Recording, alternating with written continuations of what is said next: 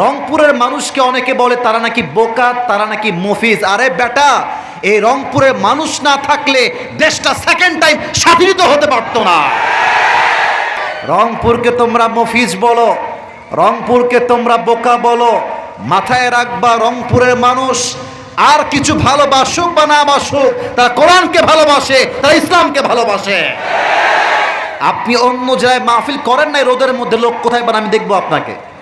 আপনি লোকই পাবেন না, 300-400 লোক পাবেন, প্রচন্ড রোদের তাপ। তারপরেও যে জোয়ার দেখতে পাচ্ছি, এটাই প্রমাণ করে এই রংপুরের জমিন থেকে ইসলামের ঘাঁটি তৈরি হবে ইনশাআল্লাহ। 2 নাম্বার কথা বলতে চাই রংপুরের মাটিকে নিয়ে। আমি আসিফ হুজুর পুরো বাংলাদেশ ট্রাভেল করেছি, পুরো Bangladesh, entire city, entire district, সব জায়গায় গিয়েছি। প্রত্যেক এলাকায় হয়তো বা যাই নাই, প্রত্যেকটা জেলায় আমি গিয়েছি। কিন্তু আমি আগেও বলেছি, আজকেও বলছি, তাফসীরের জগতে, মাহফিলের জগতে প্রত্যেকটা জেলাই সেরা, প্রত্যেকটা বিভাগই ভালো, বাট রংপুরের সঙ্গে কারো কোনো তুলনা চলবে না।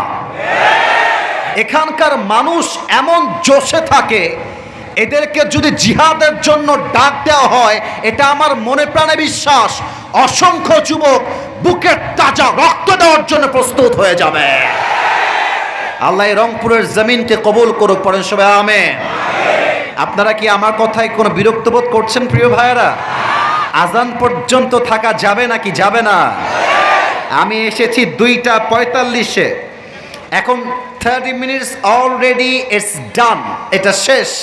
কিন্তু আমার কথা একটা, যতক্ষণ পর্যন্ত আসরের ওয়াক্ত না আসছে, ওয়াজ চলছে, চলবে, দোয়া পর্যন্ত আমরা আছি, একসঙ্গেই বাসায় যাব, বলেন ইনশাআল্লাহ।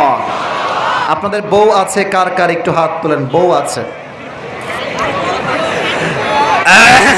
আচ্ছা, বউ আছে, হাত নামান। এবার যারা কপাল পোড়া, বউটো কেউ নাই, কপাল পোড়ারা একটু হাত তোলো দেখি, তোমাদের হাত দেখা যাক। আপনাদের কারো বউ নাই? আমি বিশ্বাস করি না। আচ্ছা যুবক ভাইয়েরা, হাত নামাও, হাত নামাও। আমার আব্বা জানদের পায়ে আজকে হাত রাখলাম, আমি আসিফ হুজুর আব্বা জানদের পায়ে হাত রাখলাম, মাদের সামনে 2 হাত জড়ো করলাম। এই যুবকদের চরিত্র রক্ষা করতে চাইলে একমাত্র বিয়ে ছাড়া সেকেন্ড কোনো অপশন হতেই পারে না আমার যুবক ভাই।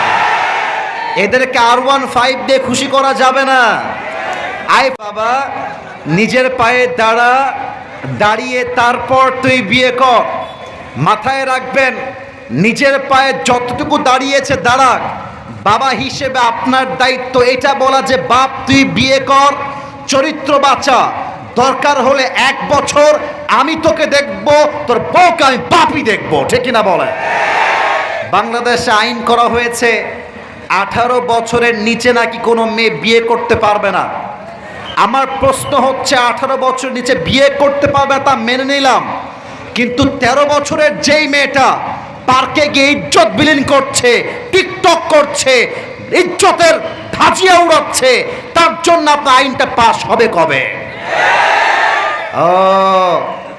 18 বছরের নিচে বিয়ে করলে জেলখানায় দিবেন, মামলা দিবেন। আর 13 বছরের মেয়ে প্রেম করলে বলবেন বাচ্চা মানুষ তো, বুঝে উঠে নাই। এটা উপরে ফিটফাট, ভেতরে সদরঘাট ছাড়া কিছুই হতে পারে না। এবং আমার অবাক লাগে মেয়েদেরকে দেখলে, এক একটা মেয়ে 4-5টা বয়ফ্রেন্ড বিলং করে। আমি জানি এই কথার জন্য অনেকে রাগ করবেন, আমি জানি, আমি জেনেই বলছি।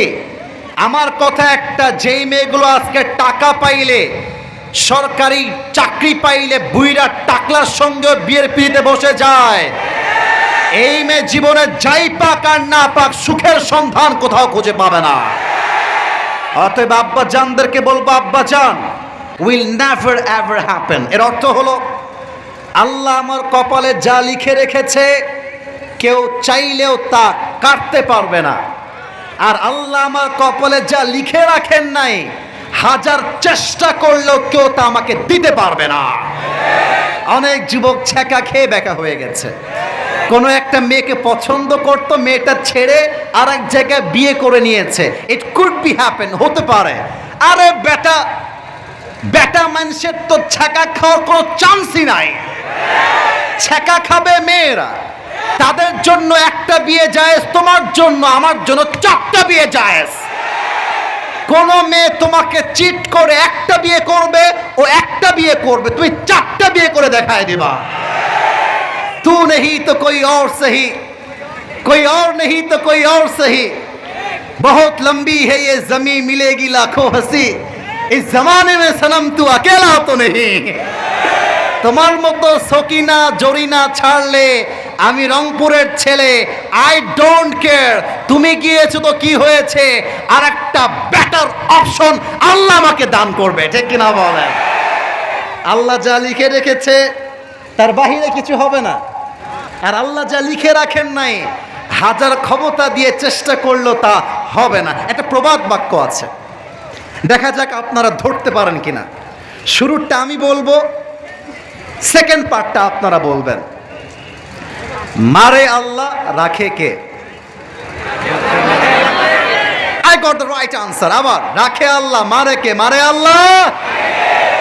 সব ক্ষমতার মালিক হচ্ছে আল্লাহ তাআলা। এটাই তিনি এই আয়াতে মেসেজ দিয়েছেন, বান্দারে আমি যদি তোরে বাঁচাতে চাই, যতই শত্রু হোক, যতই দুশ্মন হোক, কেউ তোর একটা চুল বাঁকা করতে পারবে না। আর আমি যদি তোরে বিপদে ফেলতে চাই, পুরো রাষ্ট্র শক্তি এক হয়ে গেল তোকে কোনো প্রকার বাঁচাতেই পারবে না, ঠিক কিনা বলে? আচ্ছা বলেন তো, দেশটা সেকেন্ড টাইম স্বাধীন হয়েছে কবে? মাশাআল্লাহ, 5 আগস্ট। কয় তারিখ? 5 August, second time, second time. আচ্ছা বলেন তো, এখানে কিন্তু আওয়ামী লীগের ভাইরা থাকতে পারেন, বিএনপির ভাইরা থাকতে পারেন, জামাত থাকতে পারেন, আমি কারো শত্রু নই, আমি আপনাদের সবার ভালোবাসার মানুষ।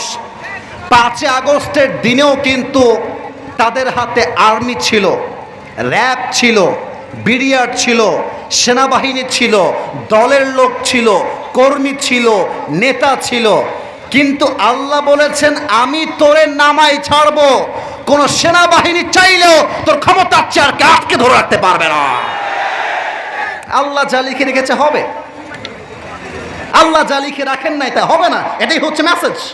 আচ্ছা এবার একটা কোন সুরসার না, একদম সোজা সাপটা কথা, সোজা সাপটা কথা। একটা মুরব্বী যদি ভাবতে পারে যে আল্লাহ যা লিখে রেখেছে তাই তো হয়েছে, একটা মুরব্বী যদি ভাবে যা কষ্ট পেয়েছি আল্লাহই তো দিয়েছে, যা সুখ পেয়েছি আল্লাহই তো দিয়েছে, আল্লাহই তো সব মালিক, তাহলে আমার টেনশনটা কোথায়?